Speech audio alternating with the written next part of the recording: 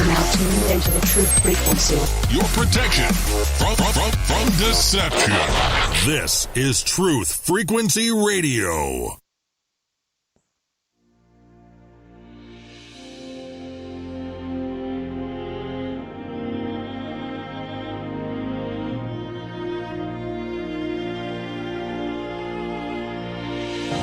Welcome to Spirit's Journey, coming to you live on Truth Frequency Radio and simulcast on Oneness Talk Radio.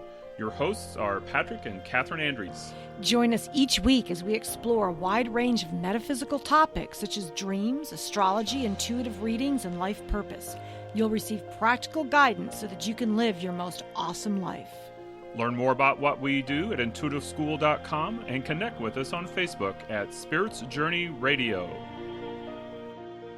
Welcome to Spirit's Journey. We are coming to you live on Truth Frequency Radio, being simulcast on Oneness Talk Radio. You can also find us on iHeartRadio, TuneIn, and TalkStream Live. We are here in the Heartland holding the energy for spiritual truth and awareness. I'm Patrick. And I'm Kathryn. Welcome, everyone. We are here with some amazing guests. We have Sandra and Alan Speer, Twin Flame Divine Fire, right here in our radio studio. Woohoo! And we are happy to be here. It's almost the 1-year anniversary that you all got us involved in radio. So this is going to be an amazing show. And the topic is relationships. Oh, relationships? You said the R word. You said the R word. Well, actually, Sandra's going to show us it's not really about relationships. It's about something else. And I'm going to leave you hanging on your seats about the new form of relationships we're going to talk about. So it's also a special day today because Patrick and I are celebrating our 17th wedding anniversary. Happy anniversary. And happy anniversary, you guys. That's awesome. So, yeah, it's an amazing day to talk about how couples get together. So, Sandra and Alan, first of all, thank you for getting us involved in the radio. We are having such a good time and have had almost an entire year of amazing guests and experiences. So last week we were together and we were you brought up the idea about relationships and you said, no, it's a different word. And anyway, you guys have an amazing relationship journey. And I thought we could start by having you all tell us your relationships journey and how you got together and what it's been like for you guys. Boy, that could turn into a really long story. But the short version. Yeah, we'll try to give you the extremely abridged version of that one. Well, we were very, very young when we met. I was 20, you were 23. And we met in Frankfurt, Germany. Mm-hmm. And we'd only lived 3 hours apart our entire lives. We just didn't know it. And when we talked about it, we were like, wow, this is weird. So we ended up coming together, staying together for 4 or 5 years, had twins. We had a set of twins. Mm-hmm. And then we went our separate ways for 24 years. Yeah, about that. Yeah. It was a long time. It felt like a few lifetimes, you know? I mean, it really did. And then his mother, at the halfway point, his father had passed away. So I was in Missouri at the time. So was he. And so we went to visit him and had it was like no time had passed between us. Yeah. You know how a lot of times whenever, even a best friend, you'll have a long separation for whatever the reason, and then you'll get back together and there'll be that awkwardness, kind of like, well, now how do we get this thing going again, but there was no awkwardness. There was no hesitation. It was a very familiar, although this time a pleasantly familiar very pleasant. thing as opposed to when we split, however many years before that was. So, I mean, it was really odd the way that we just picked right up. Yeah. And so that was the halfway point. And at that point I was really sick and it was really run down. In fact, the word that I just do not like that Alan used. You looked really haggard, honey. See what 24 years without me did to you, Sandra. She had the look on her face as if we had been together that long. I mean, the way things had been before. But yeah, she just kind of looked tired. And I think I was kind of tired at that point, too. Yeah, but we had this just, it was almost electrical is the only word that I can use it at this point that can even describe it. And then we went another 10 years, and his mother passed away. So we were seeing key things that were going on that were emotional triggers that happened that would bring us back together. So when his mother passed away, actually our twin daughter called and said, I had a dream about Grandma. And I said, so did I. Let me see if I can find your dad. And understand, when we broke up. There was no communication with the kids and their dad or anything. So a lot of time had passed, and we never said goodbye. We said, see you later. That was literally what we said. Yeah. See you later. And so why, we don't know, but well, I ended up finding him, and it was really funny. He was in radio, and I had told him when we were younger, I said, man, you got a voice for radio. You should be in radio. And he always done labored work. Mm-hmm. Hard worker. Construction, whatever he could do. Lumber yards, sawmills, iron foundries. I mean, just really, really hard work. I never gave myself credit enough to do anything other than that. And then I found him in Cheyenne, and I thought, 3 hours away. Here we go again. I should have known. And I was in Colorado Springs. And so I really hadn't reached out to him because at that point I was kind of mad at him. We hadn't heard that his mom had died. We only knew intuitively that his mom had passed away. And then I looked it up and found some writings in their hometown paper that verified she had passed away. So I thought I'd be really cute, and I sent an email to the radio station he was working at and requested a song. And at the time, my email was SD Taylor. That's it. And 5 numbers. Yeah. 82001 or something, or 82011 or something. It was something weird, but I knew who it was. And he goes, San, is that you? And I went, no way. He did not just guess who it was. There's no way. And we started chatting back and forth. And before you know it, we were really, really dumping some old garbage and being really upfront with each other. We'd never been able to do that. And from there, it just started moving forward. And I thought, man, you're like my best friend, but you scare me because our relationship was very volatile. And so it was kind of a scary time because he was in a long-term relationship and I had been married for 22 years. And all of a sudden I thought, oh, this can't be good. But the universe kept pushing it and pushing it and pushing it. And I thought, okay. And I finally told him, I'd rather be your best friend and have you in my life than not in my life at all. And then we had a time where we brought the whole family together, what family we could bring together to meet the grandkids and everything. And it was like him and I had never been apart. There was no years between us. One of the best weekends ever. Really. For a lot of reasons. We had a lot of neat. Yeah. Very mystical things that happened on that weekend, like orbs showing up in pictures, and we knew it was his mom, and it was peaceful, and we just had a really amazing time. And I thought, can't live 2 lives. You just can't do it. And so it began, and I said, I can't live 2 lives. And he said, neither can I, but I don't know how this is going to happen. Step back, baby, because the runaway freight train began, and the universe said, oh, we'll show you. Just get your head out of it and let it happen. And it did. And it was absolutely the most scary thing we've ever done. And the most wonderful now. It was. Yeah. It was. Doing some amazing creations together. Most recently, this amazing artwork that you've been doing in addition to the radio stuff. So one of my questions is, so I always tell people, astrologically, there's a big event called the Saturn return, which happens when, about 28 and a half, 29 years old.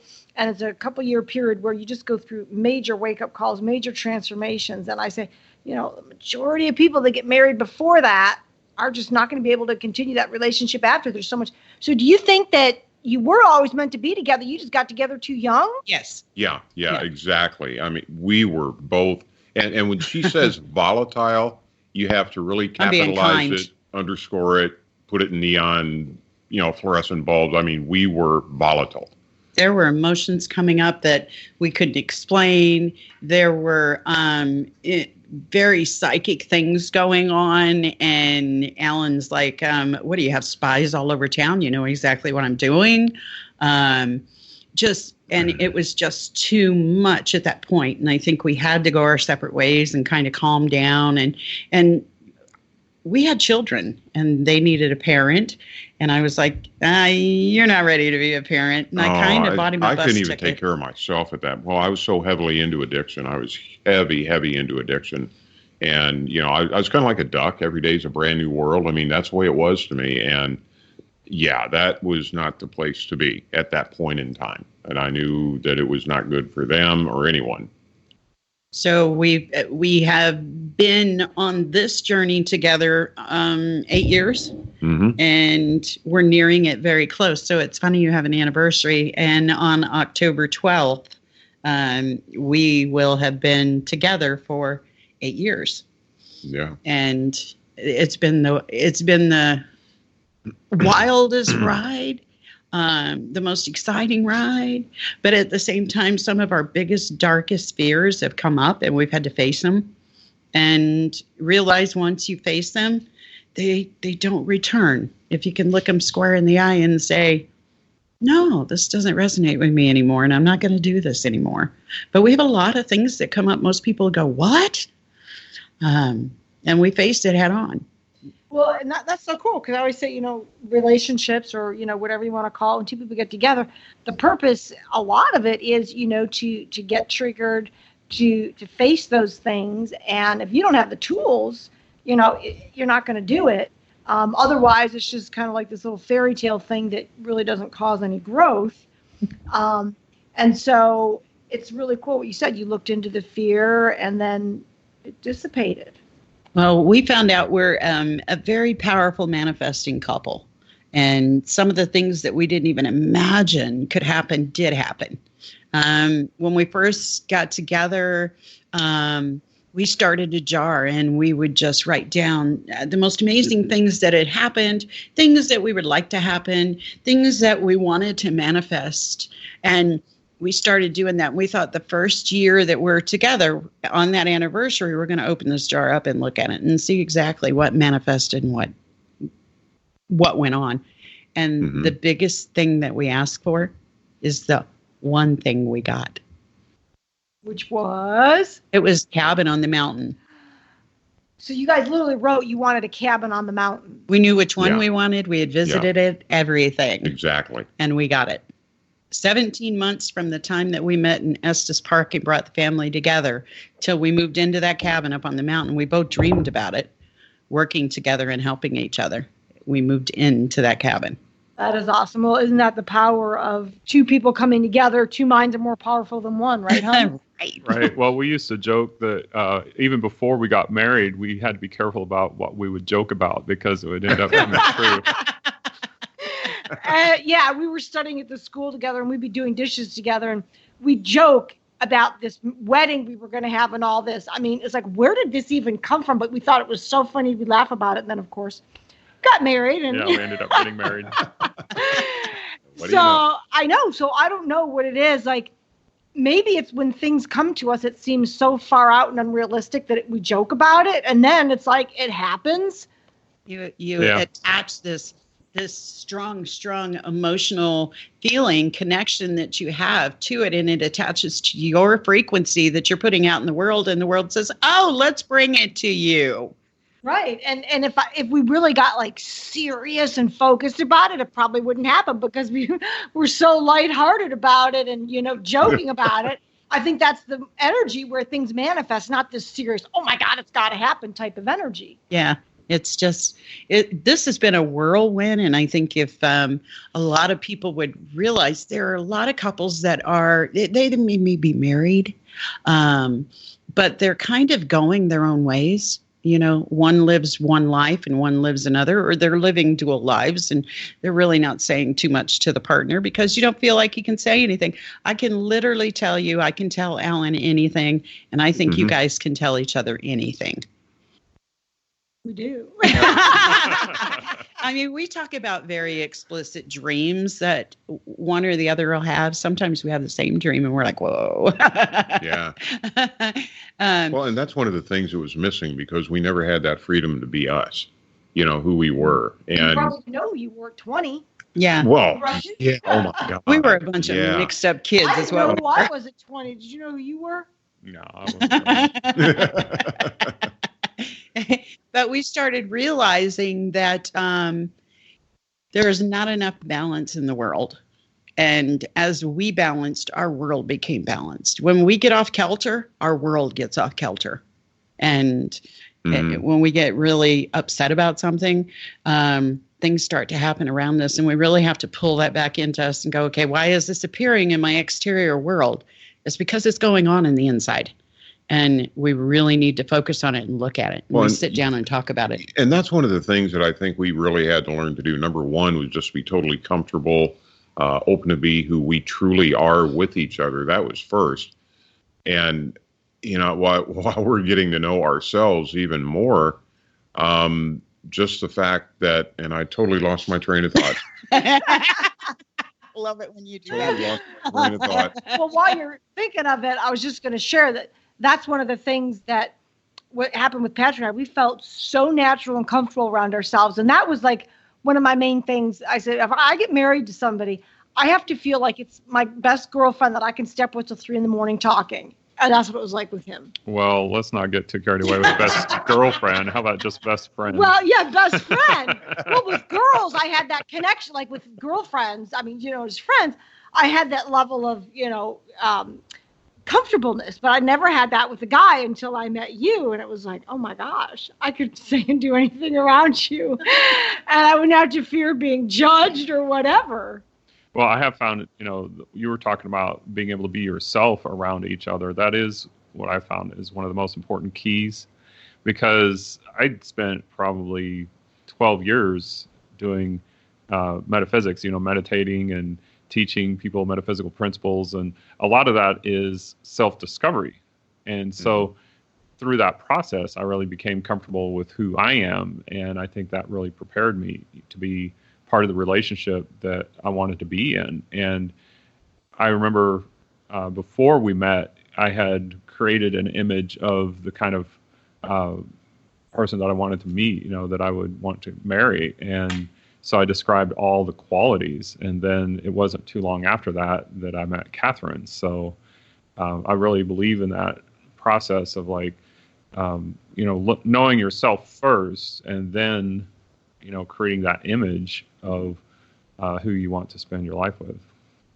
Yeah, I mean, did you guys get that process? Obviously, maybe not the first time around when you met, but later on, did you have some kind of list or visualization of what you wanted in a partner? Or I did. I just knew that there had to be more. I was going to work one day, and it just it hit me as I'm looking at the Colorado at the mountains. I was looking at Pikes Peak. As I'm driving to work, I worked for a brain injury house. And I'm driving down the road and I look at the mountain and I thought, I have been here all these years and I've really never looked at them. And what had triggered that was a grandchild being born and looking into their eyes and going, oh, those are mine. And those are Alan's. Oh, my God. So I have brown and eyes that turn green and he has blue eyes. So for me to look into the eyes of a child who had brown eyes and think, those are Alan and I's eyes, was a pivotal moment for me. And I never let a day go by that I didn't look at those mountains again, because they are very majestic and very beautiful. How could I have missed them? I got so caught up in the world and busy that I wasn't looking at things around me. And that was an important part of my life, was looking at everything around me and being curious and really having fun and drawing and doing all these amazing things. And at some point, I didn't do them anymore. And so it was, when the universe brought Alan to me, I went, oh, no, you have got to be kidding me. Because this is some joke. I'm not up for it. The only person I knew was this volatile young man. And I thought, no, that's not what I wanted. Most people say, well, I married them. Why would I go back? It didn't work. Well, maybe you need a growing time, because this was way more than relationship. This is where connection comes in. Well, and that's kind of where I was starting to go before, when my train just totally derailed. Was, we had to relearn how to go about doing things, and how we thought about things, and how we perceive things to be as opposed to how we either reacted and or responded to them. You know, so I mean, we had to really basically relearn how to live. Yeah.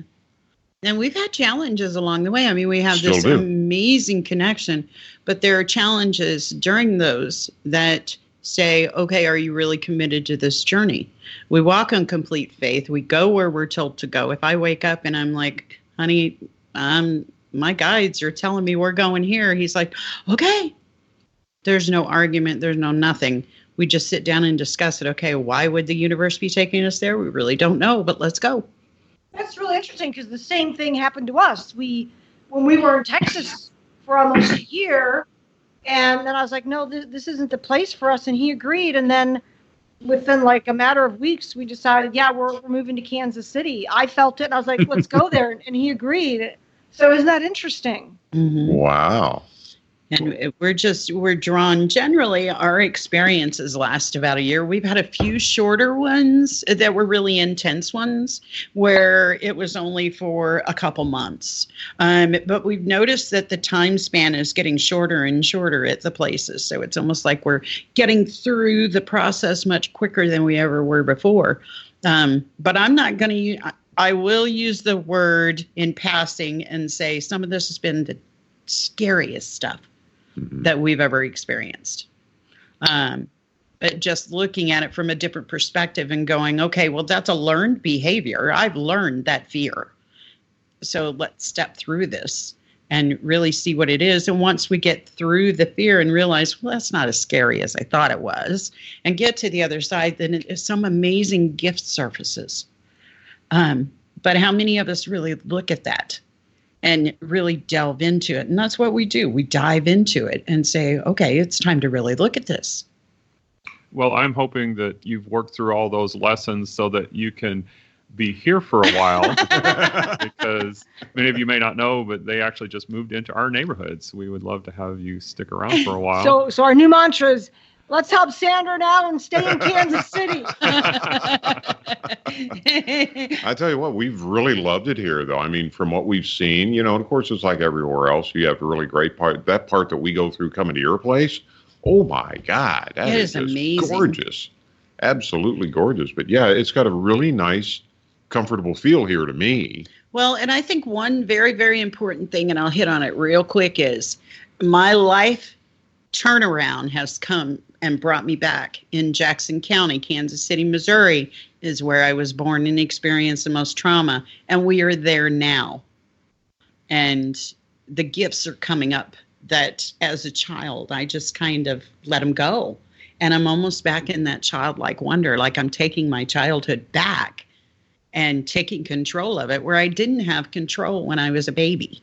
Well, yeah, how can that's amazing, Sandra, because a lot of well, it's kind of like those people that will go to visit like a place in Missouri where there are a lot of Civil War battles, and that in a past life they were there, and it comes up for them, and they were drawn to there. And sometimes I think you physically have to go back to where a trauma took place, or be with the person who it took place with, to bring it up from the cellular memory to heal it. I believe we call them power places. These are power places that you have to go and you have to ground into the earth and go, I'm taking my power back. And that's where you're your strongest. And we find them everywhere we go. You have one in your backyard. There's one where we're staying now. There's one in the backyard. Mm-hmm. There's always been a power place, and we'll be able to pinpoint it as soon as we get somewhere. And it's really, really interesting. So it's like that spiral journey where you're coming back and it seems like you're full circle, but you're coming back as a completely different person. So that's where people sometimes talk about that spiral. Even though it seems like you're coming back and making full circle, it's like it can never be exactly the same because you're completely different. And even when I lived in Chicago, I was up there for about 15 years, and I'd had a past lifetime as an Algonquin Indian. I was up in that area, and Algonquin was like just right down the road from where I lived in Fox River Grove. So I was probably right there along the river again. I could have even wandered some of those same lands where our house was. Mm-hmm. And then I had gotten the feeling that, it was time to leave, just like what Kathryn was talking about in Texas, that it was time for us to make a move. That's when we ended up in Texas, but we were only there for about a year. So I'd like to tell people that we bounced into Texas and then rebounded up into Kansas City. No, I think that our journeys are, we plan these ahead of time, and I think the ones that we have the most connection with and from past lives are the ones that signed up for some of the toughest jobs here now to trigger us, to move us forward. I totally agree with that. I mean, it's interesting from an astrological perspective.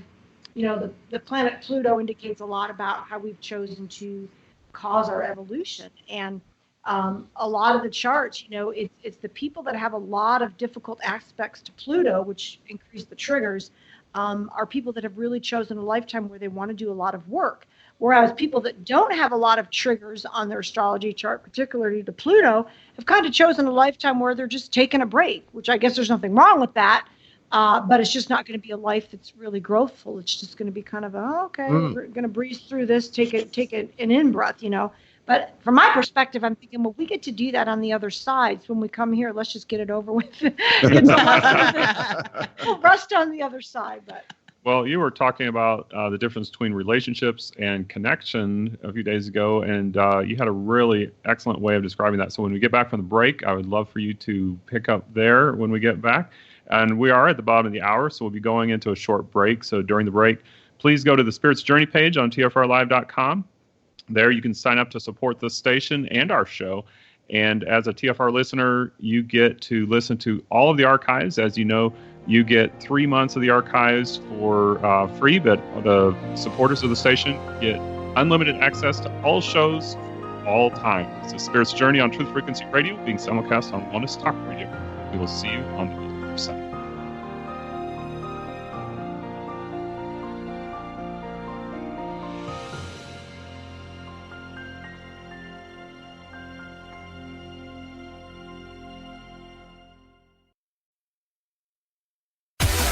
No hate, no hype, no fear. You're listening to Truth Frequency Radio. We are TFR.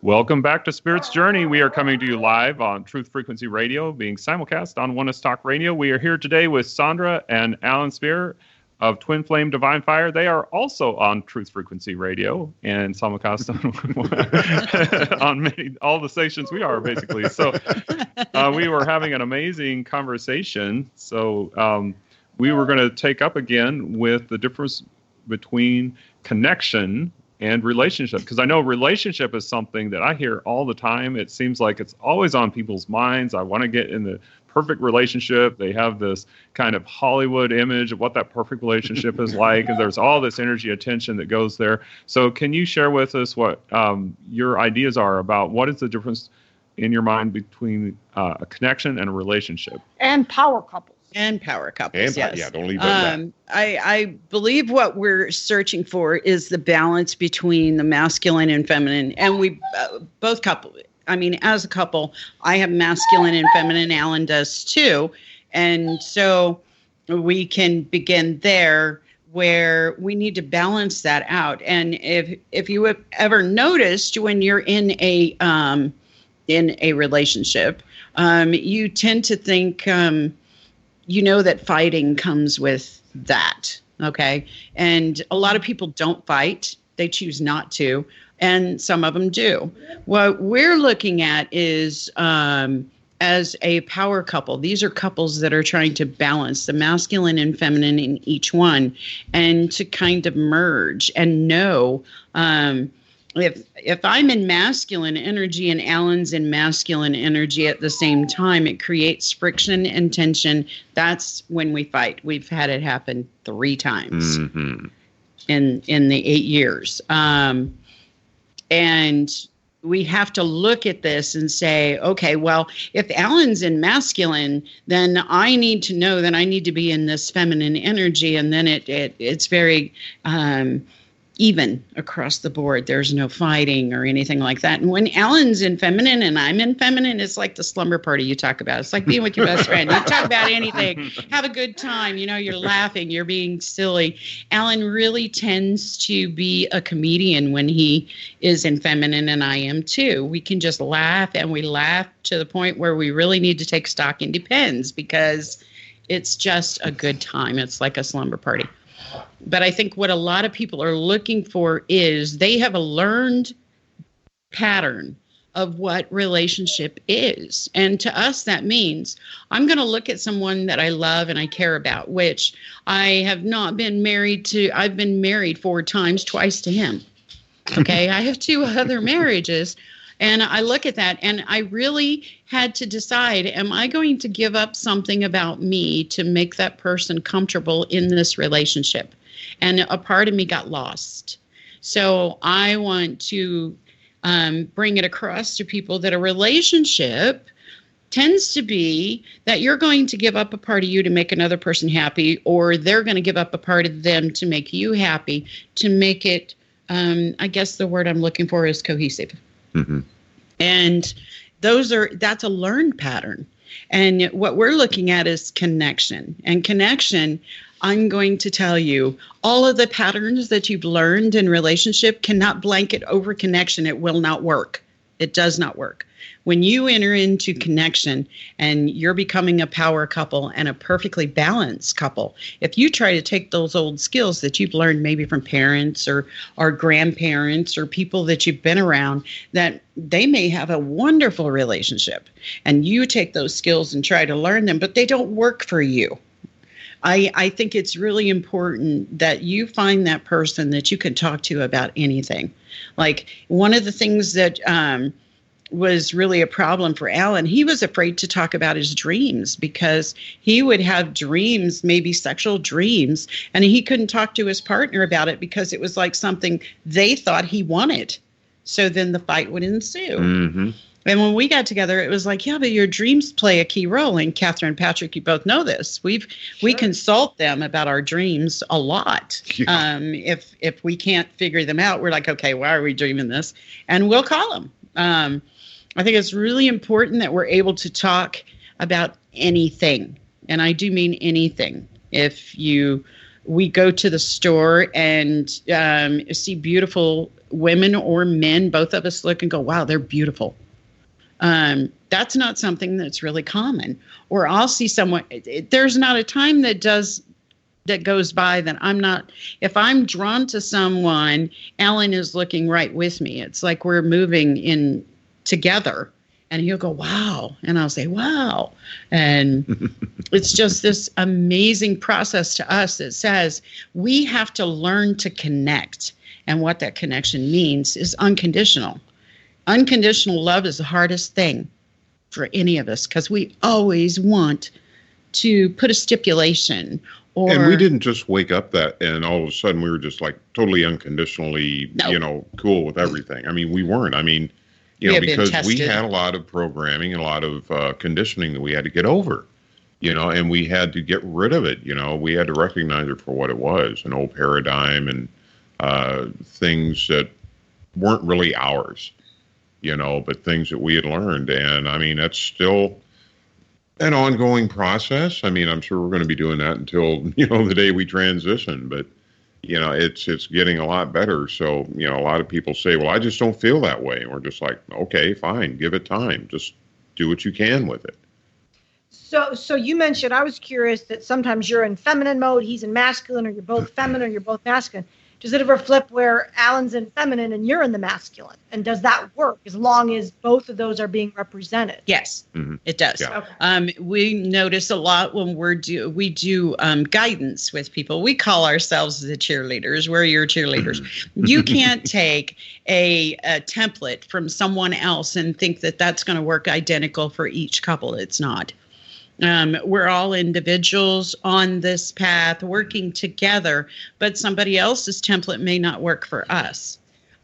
So we kind of look at things and go, okay, are you looking at this or are you missing it because you're so in this energy? And you've divided your energy up so much that you can't focus on what you're really good at. So we tend to scatter our energies all over the place and it weakens us. So we can't get to that power couple point by looking at too many things all at once. So we experience something and we dive headfirst into it. We have a childlike I have a childlike quality when I'm in feminine. When I'm in masculine, I'm in teach mode. Right now, I'm in masculine. Yes, she is. Yes. I was that way the other day. If she'll allow me to say that, yes, she is. See, I told you he's funny when he's in feminine. I could always tell. But we have had people that will be in our presence when we get caught off guard and he's in masculine and I am too, and we butt heads like bulls. And it's like, whoa. Yeah. And stuff starts happening around us. We got to be really careful around electronic items with this one when we're both in masculine. I've had that problem too sometimes. Have you? Yeah. Well, so do you think in the, stereotypical relationship, a lot of times it's not fluid. You've got, the stereotype male who's always in masculine Always. and and always in female. And does that just create stagnation when there's no fluidity? Yeah, and they're not working through it. How many couples are actually sitting down and talking to each other? I know for years and years, I watched my parents. They had a TV in the garage, and my mom had a TV in the kitchen, and they'd come together long enough to eat. And during the eating process, they would fight. Okay. So there was never a time when they would sit and look at each other and go, why are we fighting? What's causing this? It was always, well, I'm right, you're wrong, and the other one was thinking that. And to us, there is no right and wrong. This is neutral. You've got to come to a neutral ground that says, I don't want to be right all the time, and he doesn't want to be right all the time. We don't want to be wrong all the time, but we want to come to this neutral area that says there is no right and wrong. We're balancing this. Well, and I find that most people are not arguing what they think they're arguing about. I mean, who's going to unload the dishwasher? That's not what's really at the core. And most people keep it superficial. No, we really are arguing about house chores. It's like, no, there's something deeper, and people don't go there, so they never really resolve it. Yeah. Yeah. So we've had to dive deep, really deep. Yeah, and I think that's one of the big things that we're still in the process of learning. Whenever we do get really angry about something or resentful, instead of looking at what we say we're angry or resentful about, going deeper than that, it's just like, no, okay, it's not about the dishwasher, or it's not about picking up what got left behind. What's it really about? And that's one of the big things that I think we've learned, and we're still learning that. Yeah, we know that when something is tipping and we're kind of irritated, that's where we see it, the irritation. If you can pinpoint the irritation coming in and back away from each other. Mine has always been go to the mirror, look in the mirror at myself and say, okay, if I were to reverse what he just said, really, honestly, and it's coming out of my mouth to him, how would I feel? So why has this triggered me, and what is this all about? And he knows that if I get quiet, I'm really going deep. If he gets quiet, he's really going deep, and we don't disturb that process. And only when we can sit down and talk about it do we bring it up. Because I think that's one of the things that we had to really get over is the fact, talk to me. Something's obviously, and you want to fix it. Right then and there, you want to fix it, or you want to help, or everybody says you've got to get it out. But what they leave off of that statement is when it's time. Yes. You get it out really when the time is right. Important. And I've seen some things that indicate that. I've found that in my life too, that like for me, I'm a Scorpio, so I go in and I become very introspective. Mm-hmm. So it's like, I need time to process it and then time to come out at the right time. And so some of this talk therapy and stuff where people are just, oh, you got to get it out. I've seen so many examples and studies where it shows that people just end up blurting stuff out, saying worse. what's on the top of their mind. Yeah. They're saying all these things they don't even really mean because they don't understand what it is that they're really angry about in the first place, which ends up damaging relationships. So I think that's a really important point is, there's this balance between, you don't want to hold it in forever and let it fester, but as long as you're actually processing, just to take that time to process it and then come out with it, and discuss it. But I think it is a time, it's like when you can come out and you can talk about it in a civil manner. Right. Yeah. That's when it's the right time to discuss it. Because Yeah. it's like it works through all that emotional energy. Well, and I've had to learn that with you as the Scorpio, because I was new to this child. I could understand when he gets in that quiet mode in the beginning because I was insecure. I'd be like, no, don't talk to me. What's going on? I'd be freaking out. And now, I'm like, oh, he's doing his Scorpio, and I can be totally fine with it. So, that's where I think the astrology is so valuable in understanding relationship dynamics. And also I wanted to go back to, this idea of the masculine and feminine, the relationship, because astrologically, the masculine is the sun sign and our feminine is the moon sign. And what most individuals do, almost everyone, is they flip back and forth between the masculine and the feminine, their sun and their moon, until that person learns to integrate within their own self their sun and their moon energies. And then they're balanced. And it's really interesting in a relationship because until that happens within you, in your relationships, you will bounce back and forth in kind of weird situations in your relationship where you'll be, the masculine and the other person will be the feminine. And so it's interesting, when you integrate it within, it helps the relationship huge. Yeah, we've gotten to the point where I know I'm pretty direct. If Alan gets really kind of snippy with me, in previous relationships, I would have backed down or went bull horns headed towards him. And I've realized just to kind of look at him and go, I didn't like that so much, And he's like, well, I was just joking. Well, I'm telling you, I didn't like it so much. And that's really hard to do. I mean, you want it to be very fluid-like and flow. But if you don't talk and tell them, how are you going to get it in the flow? We have a saying that says when you're in the flow, you just know. I love it. When we're flowing, we know it because we can manifest anything. We're in this amazing space. But with every expansion comes a contraction, and we know that. When the contraction happens, we sit in the contraction and go, okay, this is where we create in that void space we've never experienced creating before. Can you create in what we would call a negative space as much as you can in the positive space? But when you look at the void as neutral rather than bad or good, you learn that even the feelings that are coming up at that time, you can manifest. And so it'll be a surge of either, a lot of people say, well, don't get angry. You have anger in you. You're a human being. You're having a human experience. It's got to come up. Let's find a safe way of doing it. We tell people, we have a lady who keeps dishes in her basement. And when she gets angry or feels rage coming up, she's like a little girl. She runs downstairs, grabs the dishes and starts shattering them. Oh, wow. It's controlled anger and bringing it up and letting it out rather than lashing out at someone and saying something you can't take back. Or suppressing it, even worse, than you explode within yourself with some kind of health issue. Yeah.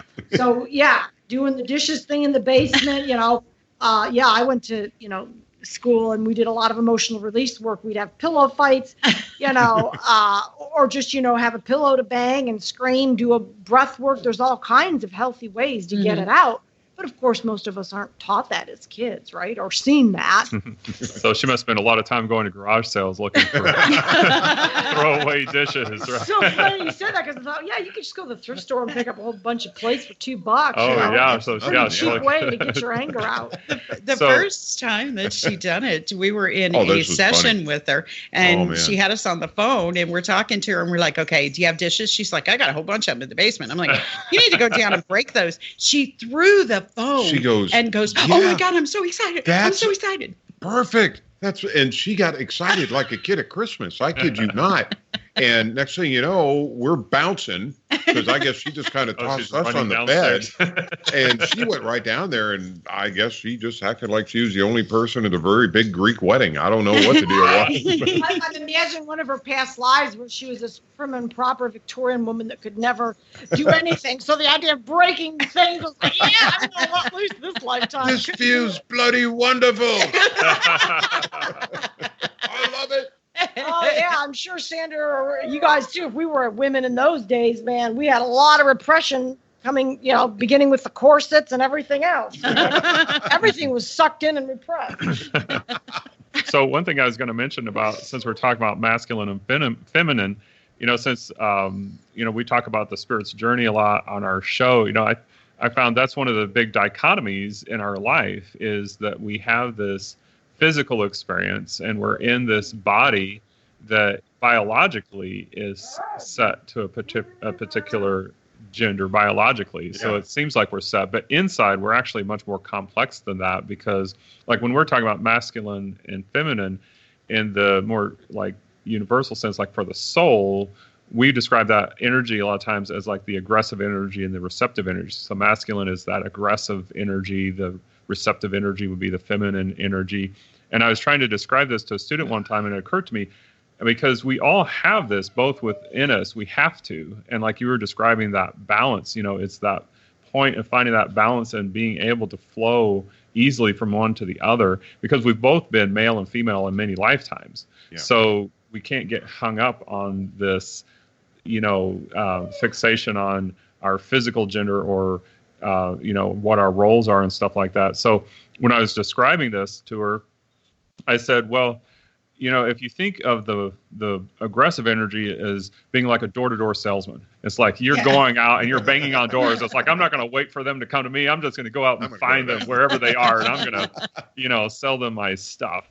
And then the receptive energy, I said, well, that's more like a shopkeeper. So it's like you're setting up your shop, you're dusting the shelves, you're arranging everything so it's beautiful. You put up a really nice sign, everything's all ready, and then you're just sitting there looking attractive, waiting for people to be drawn into your store, thinking, oh, what's this? So then you draw people into your store. So that's the receptive energy. Yeah. So those are really the two qualities of energy that we all have.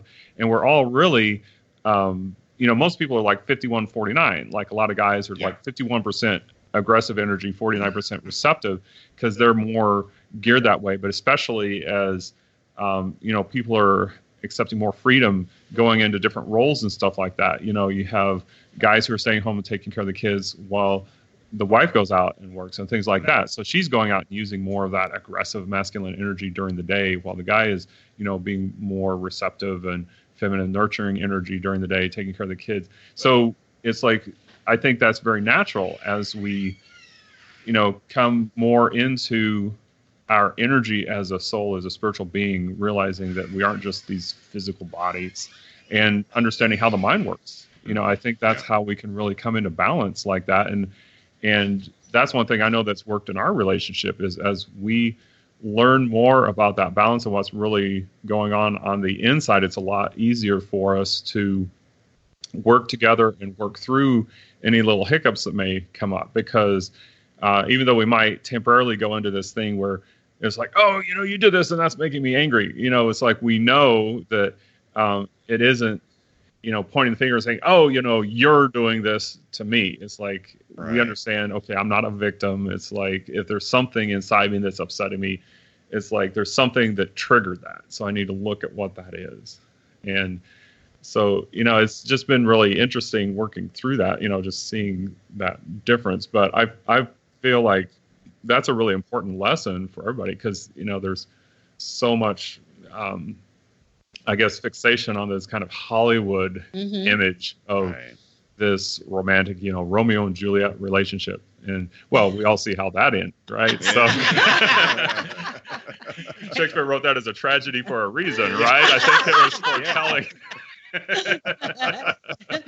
No, I don't think, we have romantic times. That's when we're really having a lot of fun, and being very intimate with each other.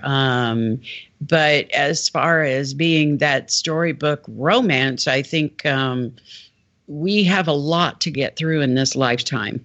And if we make that our precedence, that it's going to be a storybook romance, we're going to miss out on a lot of other things. So we may have to end up doing this again. So when we have those amazing times come through, we remember them. And when we're really, really hot under the collar, we try to go back to those and remember those during that time to say, okay, this is taking us to a next level. We have to get this up and out. And I think it's very key for us to understand there are a lot of moms out there, single moms, raising kids right now. They are full-blown masculine when they're at work and raising the children. And they really have stepped out of the feminine energy, and it'll surface every once in a while. But that masculine wants to go out and be the provider and wants to make everything safe. And the nurturer of the mom comes in when a child falls and skins their knee. But I think it's really important that the females or males, whoever it may be, that are out there, that they realize there has to be a balance. If one is way out of whack, your environment is going to show you exactly what is out of whack.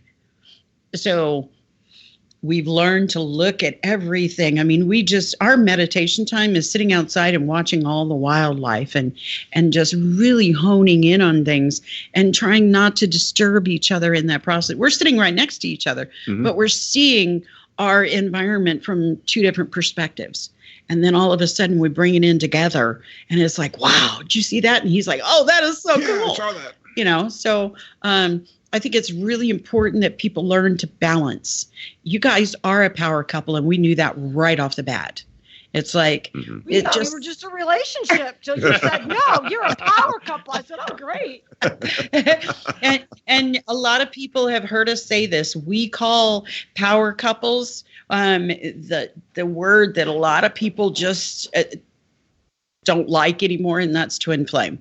Power couples are balancing, and they know how to balance the energy in their environment, and it's blissful. It's their space. And you bring another power couple into that and it ramps it up. Do you notice how warm it is in here? I'm having fun. I know that. Yeah. A lot of fun. It's exciting to sit across from another couple and actually do the show rather than just calling. Oh yeah. Well, we're the vibrations are stronger. We're together, 4 minds instead of just 2. And well, obviously I love relationships. I wrote a book on relationships, and it's my South Node, where I've come from in past lives, is Libra. So relationships have always fascinated me. And so this is one of my favorite topics. So yeah, I'm kind of on fire, guys. Well, yeah, we definitely enjoy doing this with you. You got into radio, you got us into this also, which we are very grateful for. And also, we are going to be picking this up. This is a 2-part series today. So we are actually doing a double header. So you can come back with us at 4 p.m. Central Time. And we are going to be back together on Twin Flame Divine Fire. So we're going to be continuing the conversation. Yes. So we love having you all with us, too. So please connect with us on Facebook at Spirits Journey Radio. Be sure to like our page so that you can be part of our life and we can be part of yours. You can also study with us or get a reading with us at intuitiveschool.com. This has been Spirits Journey live on Truth Frequency Radio, simulcast on Oneness Talk Radio. And I'm Patrick Andrews. I'm Kathryn. We'll see you next week. Goodbye for now. Bye.